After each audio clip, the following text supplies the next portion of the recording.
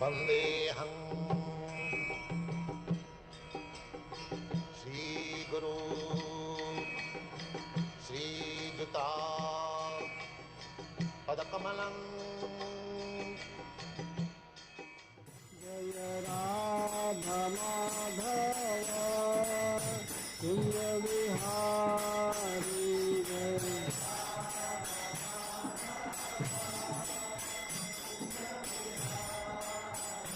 जय राधा माधव कुंज विहारी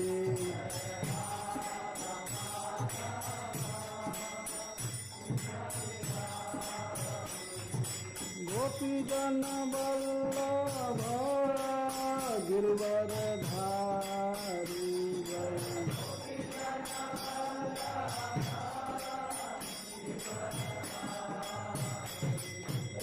यशोदानंदन ब्रज जन रंजन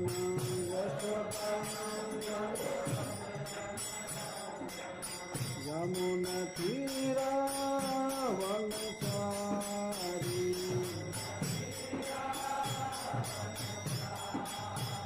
जय राधा माधव कुंज विहारी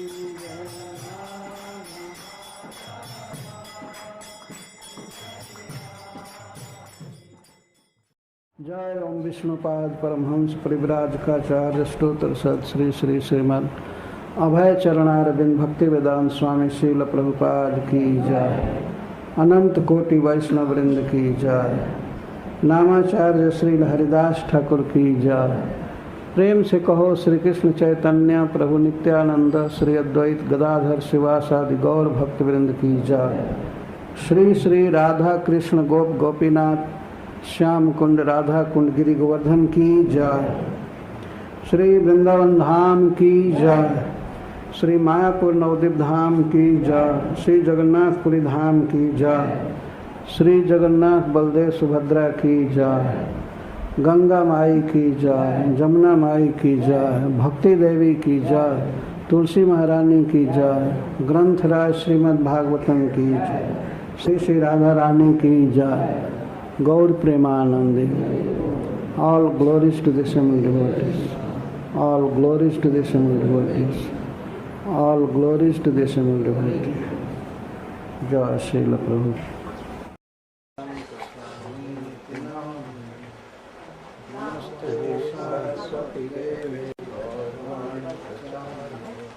निर्विशेष शून्यवादी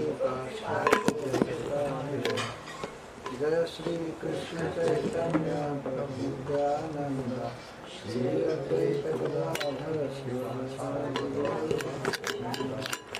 हरे कृष्णा कृष्णा कृष्णा हरे हरे हरे राम राम राम हरे हरे।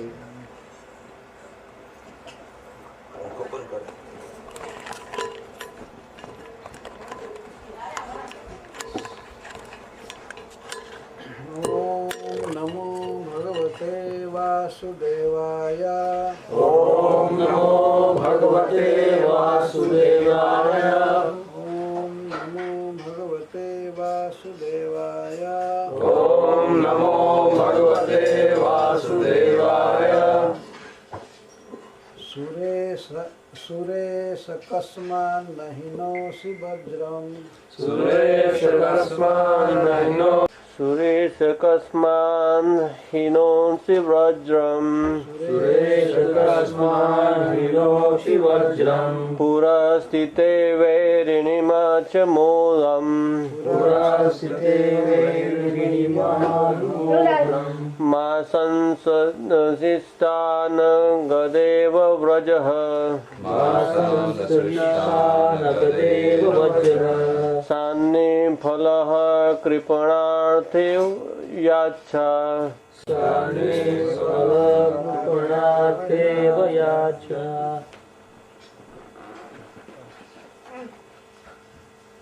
सुरेश कस्मान्हिनोषि वज्रम् सुरेश कस्मादो निवज्रम् पुरस्थिते वैरिणि मय्यमोदम् पुरस्थिते वैरिमयमोदम् मा संस इष्टानगदेव व्रज मा संसृष्टानगदेव व्रजः श्यानिष्फलकृपणार्थे वयाच्वा साने तव कृपणाय व्रज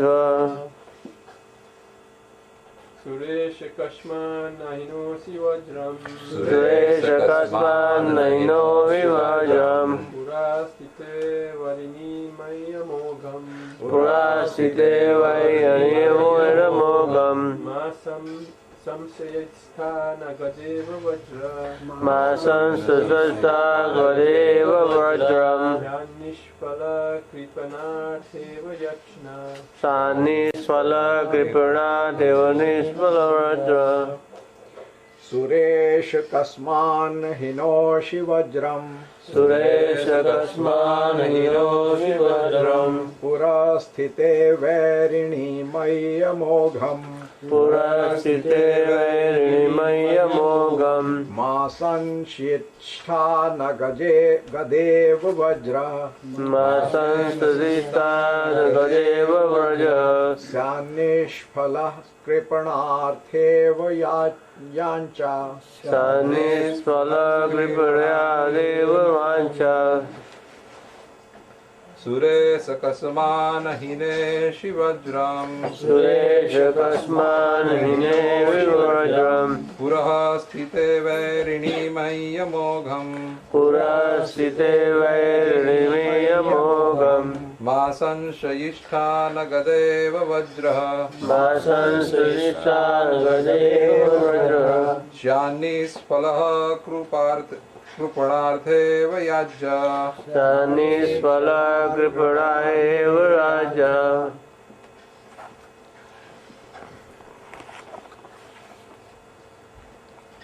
सुरेश कस्मान्हिनोषि वज्रम् सुरेश कस्मान्हिनो विव्रजम् पुरास्थिते वैरिणि मह्यमोघम् पुरास्थिते वैरिमयमोघम् मा संशयिष्ठानगदेव वज्रः मा संशयिष्ठानगदेव वज्र स्यानिष्फलः कृपणार्थेव यज्ञा सानिष्फलकृपणाय व्रज सुरेश सुरेश हे देवताओं के राजा हे देवताओं के राजा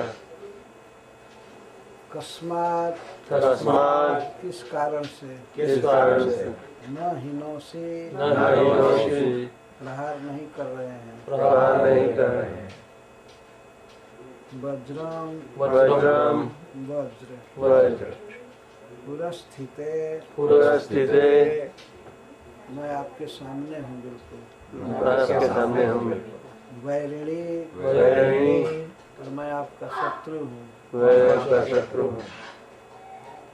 मई मैं मुझ पर मुझ पर अमोघम अमोघम और आपका वज्र अमोघ है और आपका वज्र अमोघ है अपने लक्ष्य को पूरा करके ही रहेगा अपने लक्ष्य को पूरा करके ही रहेगा मासन सहिष्ठा मासन सहिष्ठा आप संशय मत कीजिए आप संशय मत कीजिए न न नहीं गदा इव गदा की तरह गदा की तरह वज्रम वज्रम वज्र वज्र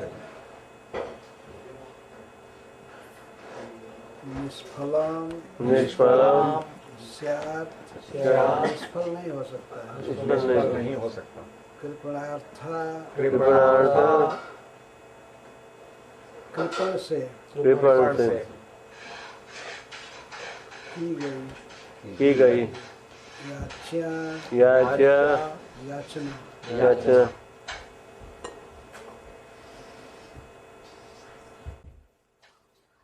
एक बार देवताओं का दानवों के साथ बहुत बड़ा युद्ध हुआ। ये युद्ध होता ही रहता है।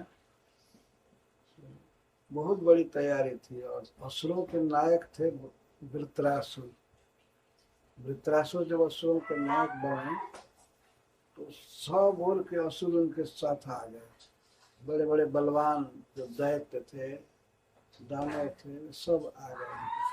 बहुत बड़ी सेना और बहुत शक्ति। वे सब वृत्रासुर का वध करने के लिए एक मति से एक समय में सब लोग अपना अपना हथियार लेकर के उस पर डाले, उसका वध करने के लिए वृत्रासुर का। सारे देवता पूरी शक्ति से लगे और एक बार में प्रहार किए, लेकिन उनके तलवार को, धनुष को, बाण को खा खा कर वो मूली की तरह खा गए। वृत्रासुर इतना बड़ा शरीर वाला बलवान, एकदम अस्त्र शस्त्र सब खा गए, उनके हाथ में कुछ भी नहीं बचा। सब एक साथ प्रहार किए थे कि मारो मारो इसको, लेकिन सब खा गया। अब तक हमने ये नहीं सुना था कि कोई किसी का अस्त्र खा गया, लेकिन वृत्रासुर सबका खा गया। तो अब लोग चले भाग, जब अस्त्र नहीं बचा खा गया तो अब तो डर हुआ कि हम लोगों को खाएगा। भाग चले युद्ध से, लेकिन देवताओं का स्वभाव है, भगवान को पुकारने लगे। बहुत त्राही त्राही मच गए, किसी तरह से ठहरे।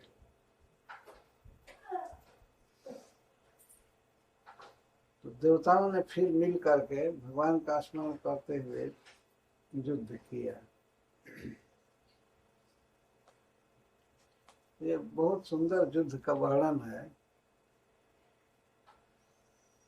तो देवता लोग मारने लगे तो असुर सब भाग चले। असुरों में जो सेनापति थे वे लोग भागने लगे, लेकिन वृत्रासुर खड़े थे युद्ध में। और उन्होंने कहा, भागने वालों को कहा कि हे संबर, हे नमुची इत्यादि नाम रखकर, लोग कहाँ भाग रहे हो? बहुत जोर से बोल रहे थे, उनको डाउन स्पीकर की जरूरत नहीं थी। बड़ा शरीर, कहाँ क्यों भाग रहे हो, क्यों भाग रहे हो? मरने के डर से भाग रहे हैं, अब यहाँ रह करके मरे। तो कहाँ जा रहे हो, कहाँ भाग रहे हो? तो जो कहीं छिप जाएंगे, रहेंगे, जिएंगे। तो वृत्रासुर कहते हैं, कौन ऐसी जगह है जहाँ मृत्यु नहीं है? भाग करके क्या करोगे? आखिर एक दिन मरना ही है। तो लोग कहे कि ठीक है एक दिन मरना है, तो आज तो नहीं मरेंगे। सुनो, भागोगे तो अपजस होगा। युद्ध भूमि में पीठ दिखाने वाले की सब असद गति होती। परलोक में तुम्हारी गति नहीं होगी, बिगड़ जाएगा। और लोक में बदनामी फैलेगी कि अरे वो सब भाग गए। लेकिन अब तो यहाँ रह करके अगर तुम लोग मरते हो, एक तो परलोक में अच्छी गति होगी, युद्ध में मरने वाले को स्वर्ग मिलता है। और इस लोक में कीर्ति होती है कि वीर पीठ नहीं दिखाया, मर गया।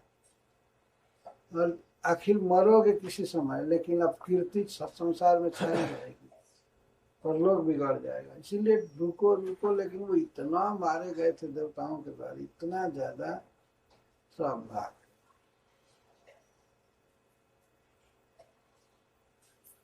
सब भाग गए तो देवता लोग भागने वाले असुरों को भी पीटने लगे।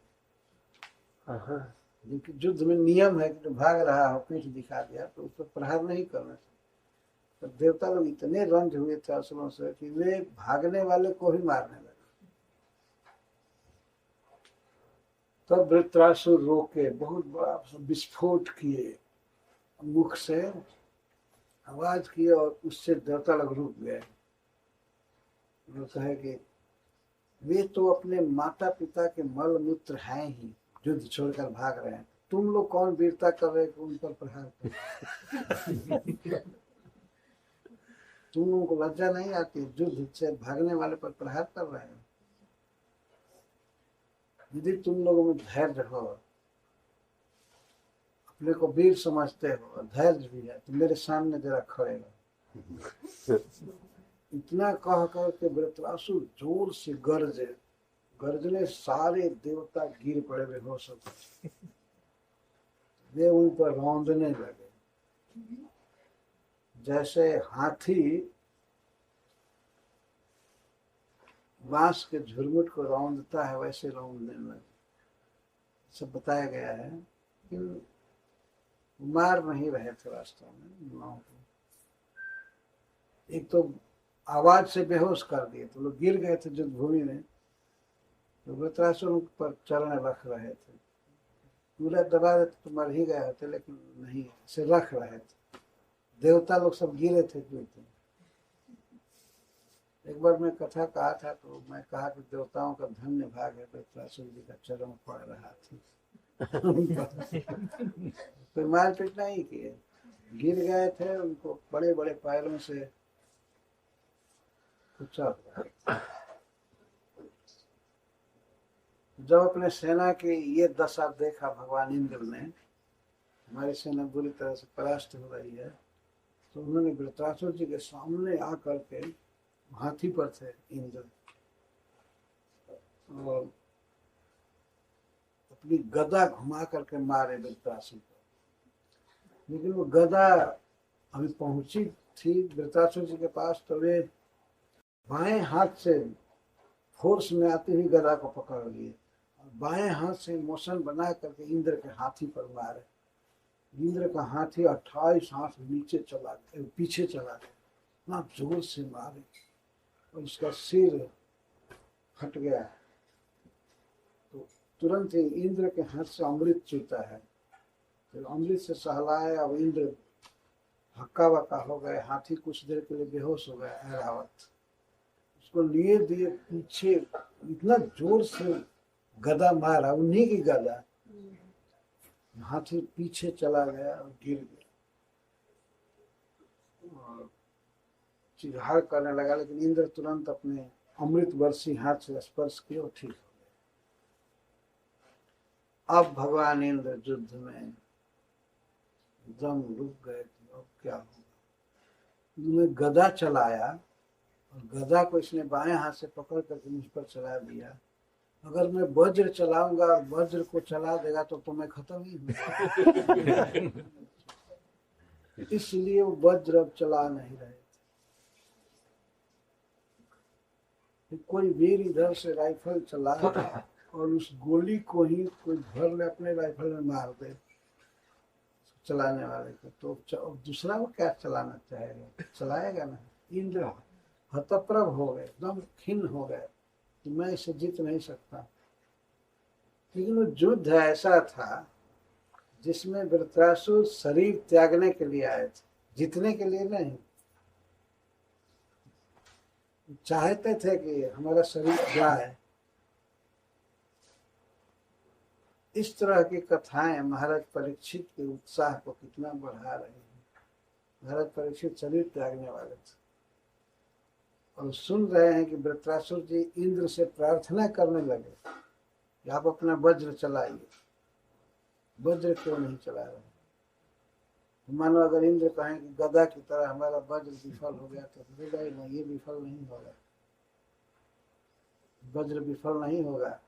इसमें दधीची मुनि का तेज है, तपस्या है, और भगवान विष्णु का तेज है। मुझे मारने के लिए वज्र बनाया गया है ना, भगवान ने कहा है, तो इसलिए यह विफल नहीं होगा।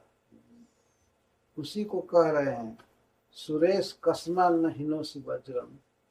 हे सुरेश, हे देवराज, वज्र क्यों नहीं चला रहे हैं? अरे मैं आपके सामने हूँ, पुरस्थित है, वैरिणी, मैं आपका प्रसिद्ध शत्रु हूँ। अभी सबको बेहोश करके कुचल रहा था और गदा का प्रहार आपके हाथी पर किया। वास्तव में इंद्र पर किए होते तो एक प्रश्न नहीं हो जाता कि इंद्र बचते कि नहीं। लेकिन वो मारना नहीं चाहते थे वृत्रासुर, इंद्र को नहीं मारना चाहते थे, केवल उनको क्रोधित कर रहे थे कि हमको मारे। तो कह रहे हैं कि सुरेश कस्मात न हिनोसी वज्रम। हे सुरेश, कस्मात वज्रम न हिनोसी। क्यों नहीं चला रहे हैं? मैं सामने हूं और मेरा वध करने के लिए वज्र बनाया गया है। पूरा स्थित है, पूरा स्थित है। मैं आपके सामने हूं, पूरा मैंने सामने, आपके बिल्कुल समक्ष हूं और आपका प्रसिद्ध बैरी हूं। यदि आप हमको नहीं मारे तो मैं मार करके रहूंगा, इसलिए आप हमको मारिए, क्योंकि मैं आपका बैरी हूं। तो और ये आपका वज्र अमोघ है, इसका प्रभाव व्यर्थ नहीं हो सकता है। भवानी ने कहा कि अभी गदा मारा और गदा उल्टे हम पर आपने चला दिया, तो इस तरह से वज्र भी विफल हो जाए तब। नहीं नहीं, वज्र विफल नहीं होगा, ये विफल नहीं होगा। जैसे कंजूस आदमी से कुछ मांगने पर याचना व्यर्थ हो जाती है, ऐसे व्यर्थ नहीं होगा। कृपणार्थे व याच्य है। कृपण व्यक्ति होता है, कृपण का अर्थ होता है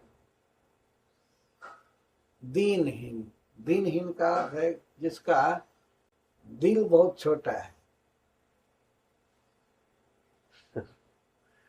कोई उदार भाव से नहीं देख सकता, वो दूसरे का दुख नहीं समझ सकता है, अपने को ही दुखी समझता है। नहीं, हमको इतना कम आया भाव है।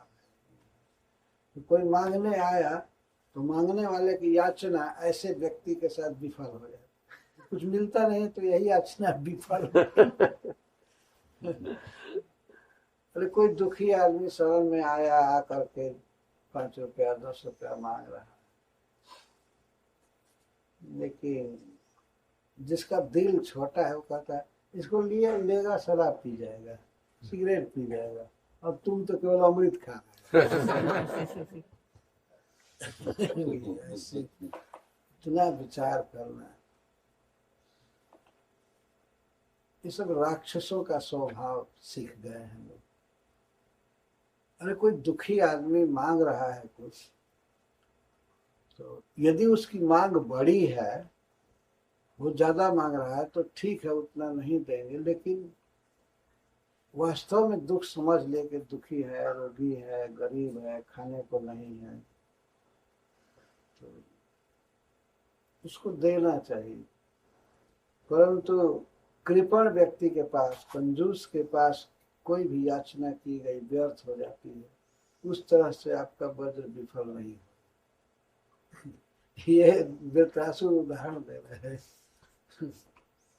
व्यर्थ नहीं होगा, ये तो पूरा करेगा, हमको ही मारेगा, इसलिए आप चलाइए वज्र। वज्र क्यों नहीं चला रहे हैं?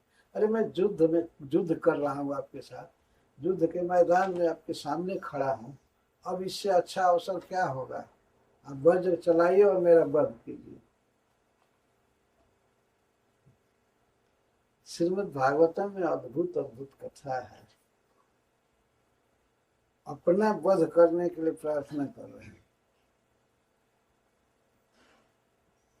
सुरेश कस्मा नहिनोस वज्रम पुरस्थिते वैरिणी मय्यमोघम मां संसहिष्ठा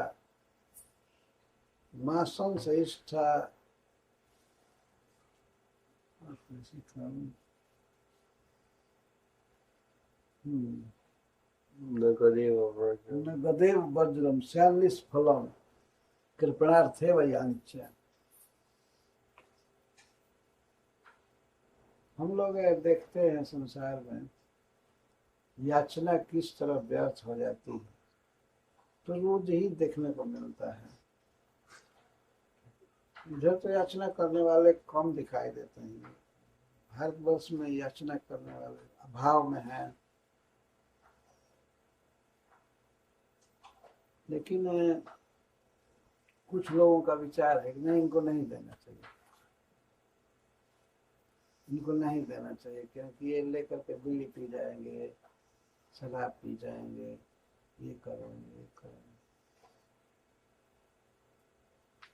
पर ऐसा व्यक्ति भी ये बात कह सकता है जिसका बेटा शराब पी रहा है और उसके लिए वो 1000, 50, 500 दे सकता है।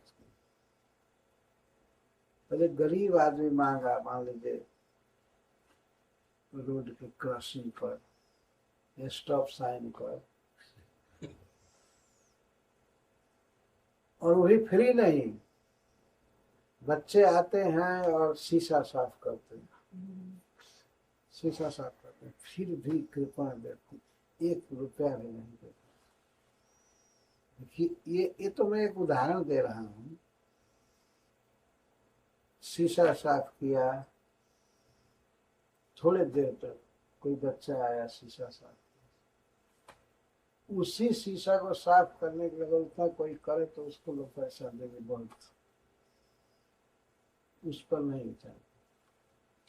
रेलवे में देखते हैं डिब्बा बहाते रहते हैं बच्चे, बहुत गरीब लड़के होते हैं, डिब्बा बहाते, कुछ लोग देते हैं 1 रुपया 2 रुपया देते रहते, पर कुछ ऐसे कृपण राज होते हैं, उनको 1 रुपया निकालना लगता है जैसे कलेजा निकल जाए।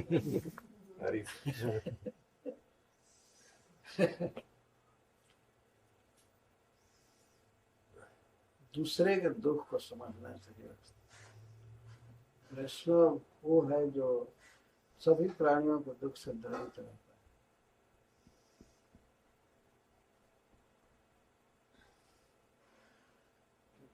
खैर ये विषय मुख्य नहीं है, यहाँ पर विषय है देवराज इंद्र से प्रार्थना की जा रही है। वो तो ठटके हुए हैं, वो तो स्तंभित हैं, वज्र नहीं चला रहे हैं। वृत्रासुर जी प्रार्थना कर रहे हैं कि आपका वज्र निष्फल नहीं हो सकता है, आप चलाइए। नन्वेश वज्र स्तव शक्र तेजसा, हे शक्र, अरे आप 100 अश्वमेध यज्ञ किए तब इंद्र बने हैं, अब इतने बहादुर हैं, वीर हैं, इसलिए शक्र संबोधन करें। शक्र का अर्थ होता है शतक्रतु, जो 100 यज्ञ किया है अश्वमेध यज्ञ, वो इंद्र बनता है।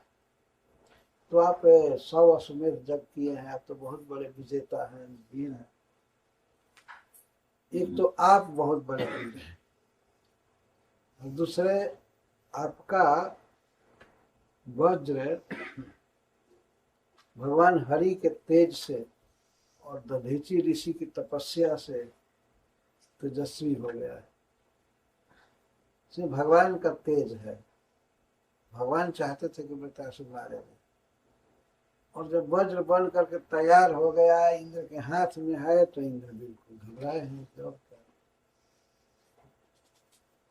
तो इसमें हरि का तेज है, दधीची मुनि की तपस्या है, और आप स्वयं सतर्क रहते हैं, 100 अश्वमेध यज्ञ किए, अतः आप मेरा वध कीजिए।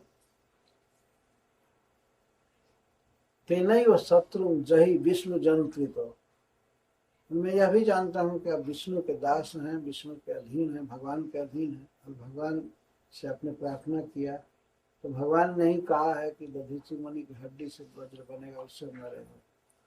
तो आप भगवान विष्णु के आज्ञा के अनुसार अपने शत्रु का वध कीजिए। अब इससे अच्छा समय आपको क्या आया है?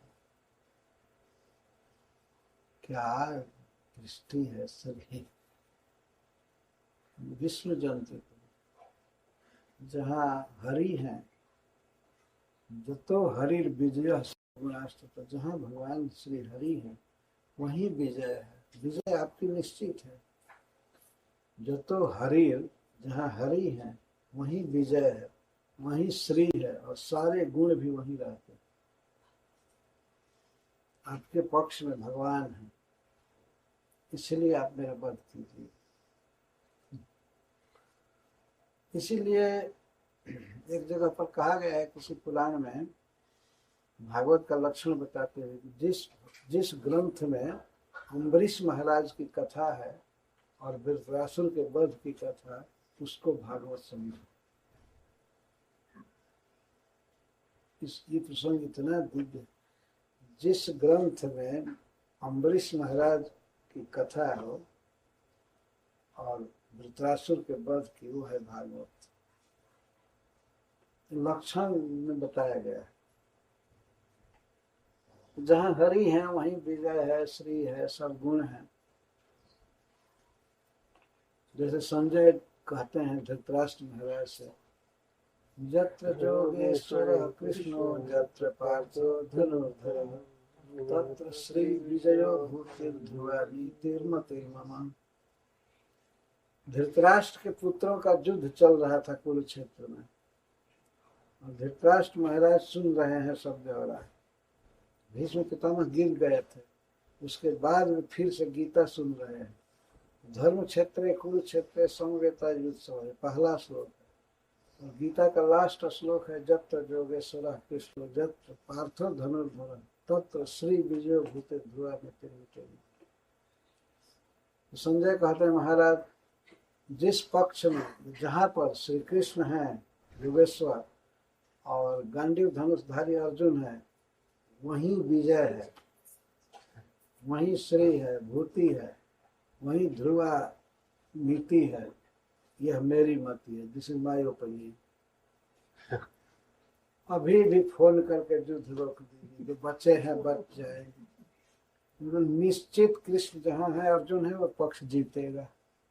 उन्हीं से कह रहे हैं, जत्र जोगेश्वर कृष्ण जत्र पार्थो धनुर्धर तत्र श्री विजय भूति ध्रुवा नीति। मतिन मम, ये मेरा विचार है। अब जानते ही हैं मैं कोई कम नहीं जानता हूँ, यहीं बैठे बैठे देख रहा हूँ कुरुक्षेत्र का दृश्य। मैं भी कोई साधारण नहीं हूँ, भगवान वेदव्यास देव की कृपा से मैं सब कुछ देखा हूँ। इसीलिए अच्छा है कि अब युद्ध रोक दिया जाए। पर ये अंधा इतना ममता में था, इसको आशा लगी रहती थी कि अभी जीतेंगे हमारे बेटा, जीतेंगे। एक दिल दृष्टि रखने वाला संजय कह रहे हैं कि नहीं, ये सब फालतू विचार। जहाँ कृष्ण और अर्जुन है वही जीतेगा। इसी बात को धृतराष्ट्र जी कह रहे, जतो हरिर विजय श्री गुणाष्टक। आपके साथ भगवान विष्णु हैं, और जिस पक्ष में भगवान है वही विजय करता है, वही श्री प्राप्त करता है। जस या गुण जितने हैं सब वही।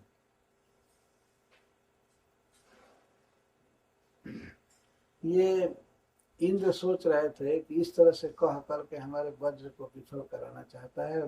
मैं जब वज्र मारूंगा उसको पकड़ करके हम पर चला दे, इसलिए मैं नहीं चलाऊंगा। जब इंद्र ने कहा कि आप इस चालाकी में तो नहीं है कि मैं वज्र मारूं और उसको पकड़ करके गदा की तरह फिर से हम पर मार कर, मैं क्या करूंगा सुनिए। अहम समाधाय मनो जथाः शंकर समस्त चरणारविंदे तद्वज्रलंघो ललितग्राम्य पाशो गतिं मुनिर्जामत विद्धलोकः। मैं क्या करूंगा, मैं भगवान के चरणारविंद में अपने मन को समाहित करूंगा। अभी किए ही हैं। मैं आपको मारना नहीं चाहता, आपको जीतना नहीं चाहता। मैं क्या करूंगा, अहम समाधाय मन जथाः शंकर समस्त चरणारविंद। जैसा भगवान शंकर देव ने हमको शिक्षा दिया है, उपदेश दिया है, उनके उपदेश के अनुसार मैं अपने मन को भगवान के चरणारविंद में लगाऊंगा, भगवान का चिंतन करूंगा। और आपका वज्र आएगा वेग से और हमारे इस ग्राम्य पास को काट देगा, इस शरीर को। एक तो मेरा शरीर ऐसे ही असुर का शरीर है, तमोगुण, इसमें भजन नहीं हो रहा। मैं इसमें जीना नहीं चाहता। मैं भगवान का ध्यान कर रहा हूं और आप उधर से वज्र चलाइए, तो हमारे ग्राम्य पास कटेगा और मैं ये शरीर छोड़ करके मैं मुनियों की गति प्राप्त करूंगा, मैं भगवान के पास जाऊंगा। मैं ध्यान करता हूं भगवान का, चरण कमल का, स्वरूप का, और आप वज्र चलाइए। युद्ध हो रहा है दो वीरों में, इस तरह की वृत्रासुर की प्रार्थना। मैं मुनियों की गति प्राप्त करूंगी। मैं मार काट करके यहाँ का राज भोगना नहीं चाहता हूँ। मैं भगवान के धाम में जाऊंगा और आपका वज्र मेरे इस अधम शरीर को नष्ट कर देगा ग्राम में पास।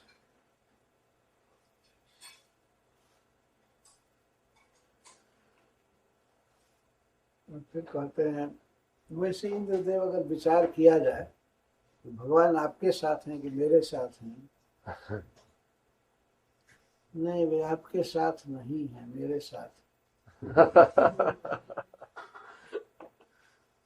क्योंकि भगवान कृष्ण का स्वभाव है कि अपने भक्तों को स्वर्ग की सिद्धि या पाताल की सिद्धि, पृथ्वी की सिद्धि, सार्वभौम पद आदि नहीं देते हैं, क्योंकि ये सब आत्मा के लिए बहुत भारी बंधन है।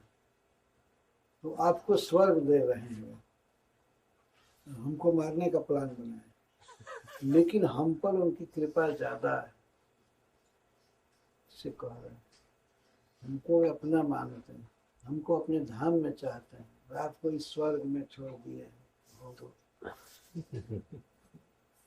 आज प्राकृतिक जगत में आपको रखना चाहते हैं, यहाँ का मैनेजर बना करके स्वर्ग का आपको ये सुख देना चाहते हैं, लेकिन हमको अपने चरण कमल में देना, पार्षद बनाना चाहते हैं।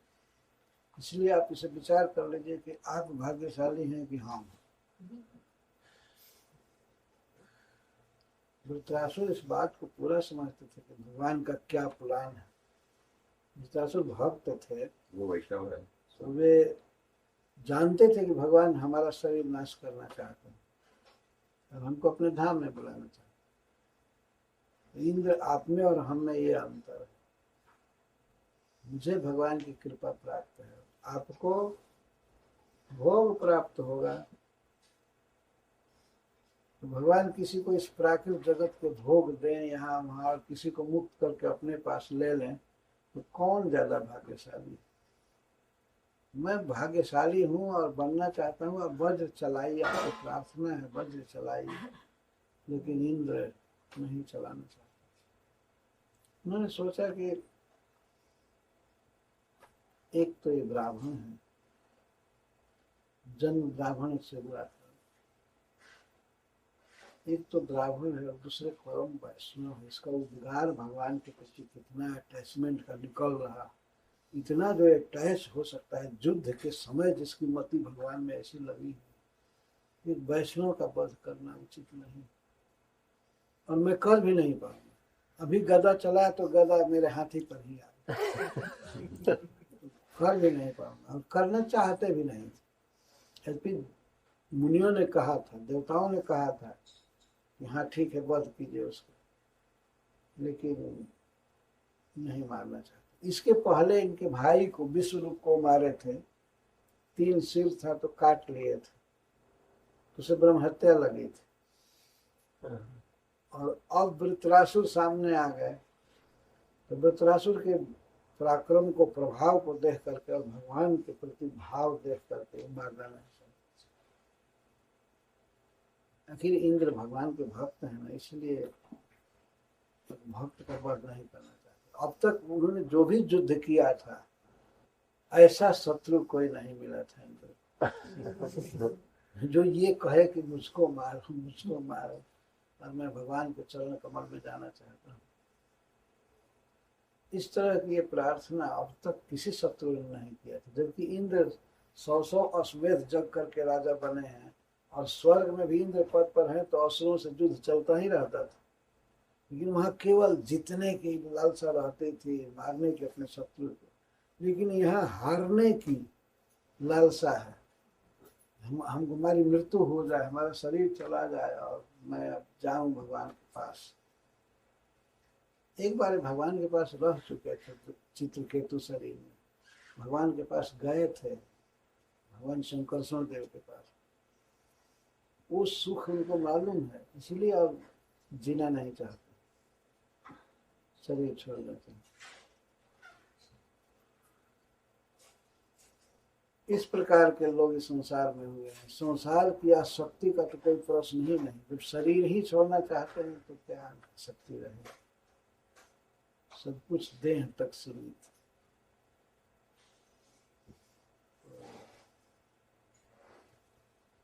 वृत्रासुर की जो वाणी है, जब इंद्र ने वज्र नहीं चलाया तो उसी युद्ध में उन्होंने कहा कि बेकार मैं इससे प्रार्थना कर रहा हूं, मैं अपने प्रभु से ही क्यों नहीं करूं। तो भगवान के प्रति 4 श्लोक बोले हैं, मैं स्वर्ग नहीं चाहता, मैं काल की सिद्धि नहीं चाहता, योग सिद्धि नहीं चाहता। हे हरि, आपके दासों का दास फिर बनूं अगले जन्म में भी, यही प्रार्थना है। कहते हैं जैसे पक्षियों के पंखहीन बच्चे अपने माँ की बाट जो होते हैं, गाय का बच्चा जैसे अपने माँ के लिए तड़पता है, और परदेश में गए हुए अपने प्रियतम पति के लिए जैसे प्रिया तरसती है, ऐसे मेरा मन आपसे मिलने के लिए तरसता। युद्ध भगवान से ही कहने लगे। इस दृश्य को देख करके भगवान इंद्र तो बिल्कुल आश्चर्यचकित हो, इतनी मति भगवान में लग सकती। जहाँ मारने की बात है, युद्ध के लिए क्या दाव पेच, और वहीं पर ऐसा विचार। इसे सीखना चाहिए। संसार में सब लोग यहाँ जाओ, ये कमाओ, ये भोगो, ये एडवर्टाइजमेंट, नया नया चीज, दुनिया लगी हुई, लेकिन भक्त को तो भगवान पर आकृष्ट होना चाहिए। इस संसार में आकर्षण ऐसे ही रहेगा, इसीलिए भक्त अपने मन को बचा करके और भगवान से प्रेम कर लेते हैं। जब युद्ध में ऐसा प्रेम किया जा सकता है तो फिर और जगह क्यों नहीं किया जा सकता। बहुत बड़ी शिक्षा है इसमें। अहं हरे तव पादैक मूला, अहं हरे तव पादैक मूला, दासानुदासो भवितास्मि भूयः, दासानुदासो भवितास्मि भूयः, मनः स्मरेता सुपतेर्गुणांस्ते, सुपते गुणास्ते, गृहीत्वा कर्म करोतु कायः, गृहीत्वा कर्म करोतु कायः। भाव कि हे हरि, हे श्री कृष्ण, मैं पुनः आपके दासों का दास बनूं, और हे प्रियतम, हे भगवान, मेरा मन आपके गुणों का स्मरण करे और मेरी वाणी आपके गुणों का गान करे, और ये हमारा शरीर आपकी सेवा में लगा रहे। वाक गणित वाक कर्म करो तो काया शरीर आपका कर्म करे, आपकी सेवा। न कपृष्ठम न च पारमेष्ठ्यम, न गपृष्ठं न पारमेष्ठ्यम्, न सार्वभौमं न रसाधिपत्यं, न सार्वभौमं न रसाधिपत्यम्, न योग सिद्धिरपुनर्भवं वा, न योगसिद्धिर्पुनर्भवं वा, समञ्जसत्वा विरहय्य काञ्चे, समञ्जसत्वा विरहय्य काञ्चे। समंजस का हे सर्व सौभाग्य निधि, मैं आपको छोड़ करके स्वर्ग नहीं चाहता हूँ। नाक पृष्ठ स्वर्ग को कहते, तो आप विरही व आपको छोड़ करके मैं स्वर्ग नहीं चाहता। न नाक पृष्ठ न च पारमेष्ठ, न मैं ब्रह्मा का पद चाहता हूँ, न स्वर्ग चाहता हूँ, न ब्रह्मलोक, न ब्रह्मा बनना चाहता हूँ, न सार्वभौम, न इस पृथ्वी का सबसे बड़ा राजा बनना चाहता हूँ, और न रसाधिपत्य, न तो पाताल पर अधिकार करना चाहता हूँ, न योग सिद्धि, योग की सिद्धियां नहीं चाहता, यहाँ तक कि अपुनर्भवम, मुक्ति भी नहीं चाहता, मोक्ष नहीं चाहता आपको छोड़ करके। हे सर्व सौभाग्य निधि, मेरा मन केवल आपकी इच्छा कर रहा है। अजात पक्षा इव मातरम खगः, अजात पक्षा इव मातरम खगः, वत्सा यथा वत्सतरः क्षुधार्तः सुदास प्रिय प्रियेव विशुतं विषण्णा प्रिया प्रियेव विसर्य मनोरविन्दाक्षदिद्रेक्षते त्वाम् मनोरविन्दाक्षविद्रेक्षते त्वाम्। अब इसमें प्रश्न कर रहे हैं कि जैसे अजात पक्षा, जिन पक्षियों के पंख अभी नहीं उगे हैं, अपने घोंसले में रह करके ये बच्चे अपनी माँ की प्रतीक्षा करते हैं कि माँ कब आएगी, कोई चारा लेकर के खिलाएगी। वो उड़कर जा नहीं सकते, पंख जब तक नहीं उगा है तो उनको अजात पक्षा कहे। अजात माने नहीं जन्मा हुआ, पक्ष माने पंख, जिनके पंख नहीं जन्मे हैं। ऐसे छोटे छोटे शिशु बच्चे अपने माँ की जैसे प्रतीक्षा करते हैं, वैसे मेरा मन आपकी प्रतीक्षा कर रहा है। अच्छा। और छोटे छोटे गाय के बछड़े जो घास नहीं चरते हैं, केवल माँ के दूध पर रहते हैं, तो वे ये बात देखते हैं कि माँ कब आएगी जंगल से चल कर, कब आएगी हमको दूध पिलाएगी। खूंटे में बंधा रहा, फ्री नहीं, बंधन, जा नहीं सकता। माँ स्वयं आती है तब दूध पिलाती। तो ऐसे ही है प्रभु, मैं बंधा हूँ। और जैसे बछड़े अपने माँ की प्रतीक्षा करते हैं, वैसे मैं आपकी प्रतीक्षा कर रहा हूँ।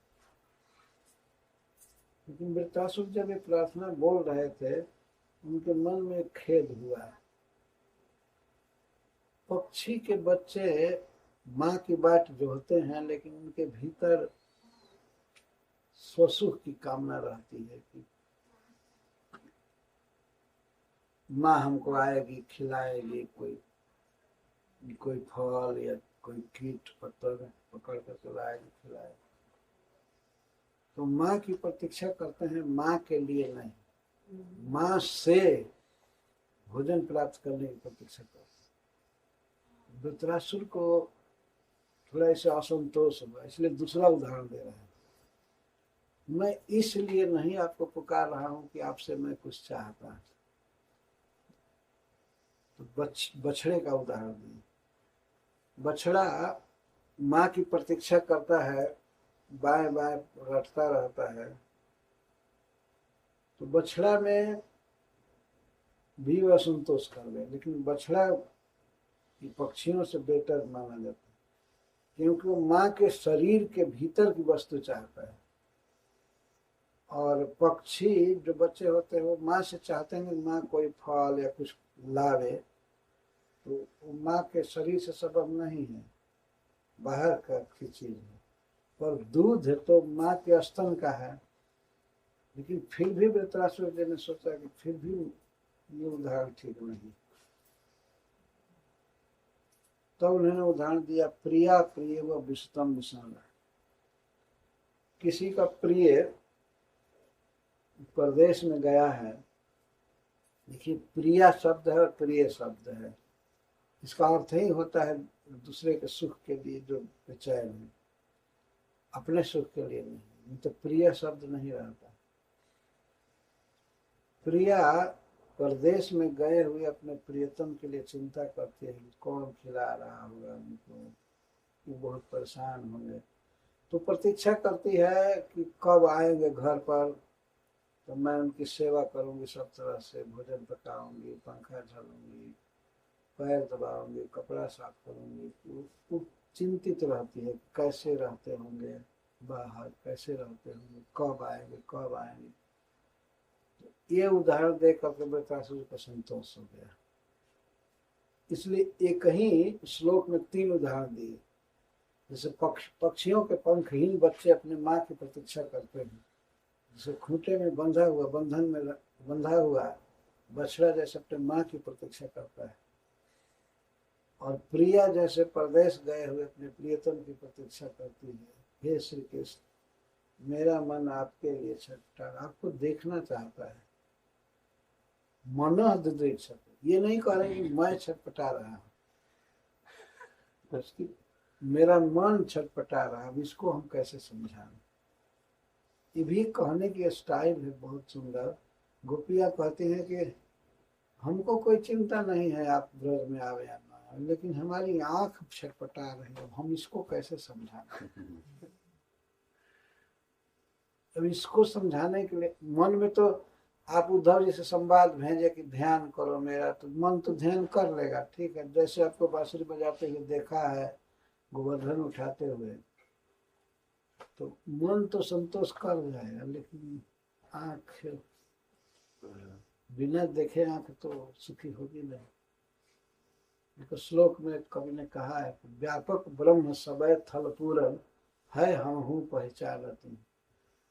हम भी जानते हैं कि ब्रह्म सर्वत्र व्यापक है, हमारे हृदय में भी है, सबके हृदय में है, इसे सत्य है बिना नंदलाल बिहाल सदा हरिचंदन ज्ञान ही ठानती।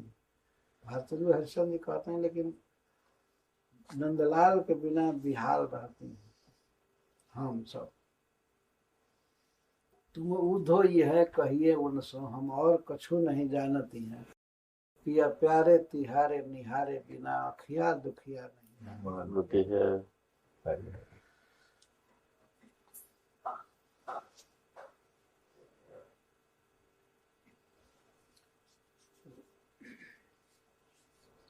ये जाकर कहना किसी से आपको देखे भी नहीं,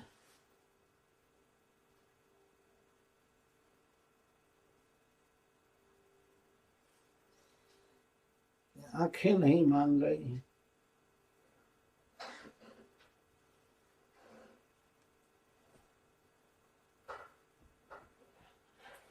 इसी तरह वृतासु जी कह रहे हैं कि आपको बिना मन छटपटा रहा है।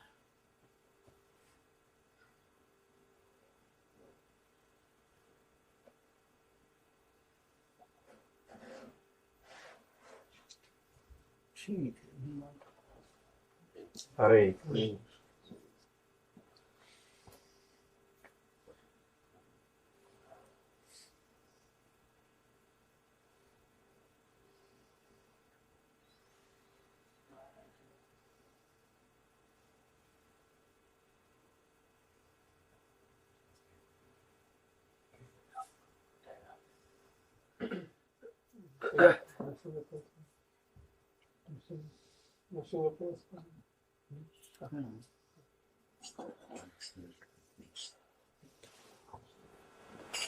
नमस्ते नरसिंहाय नमस्ते नरसिंहाय प्रहलाद लाजदायिने प्रहलाद लाजदायिने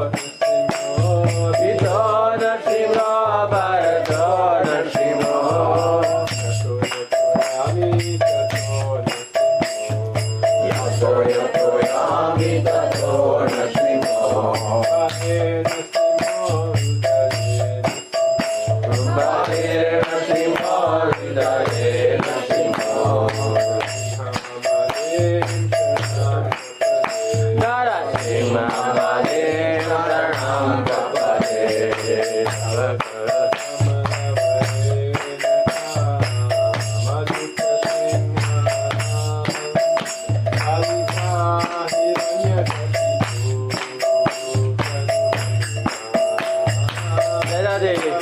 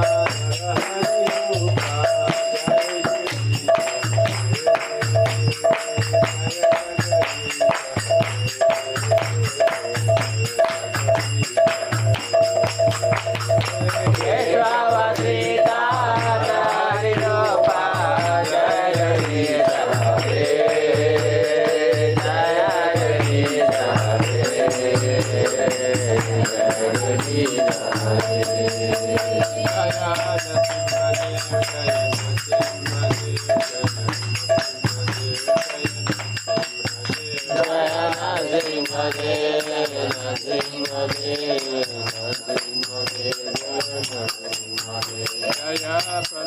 महाराज जय प्रहलाद महाराज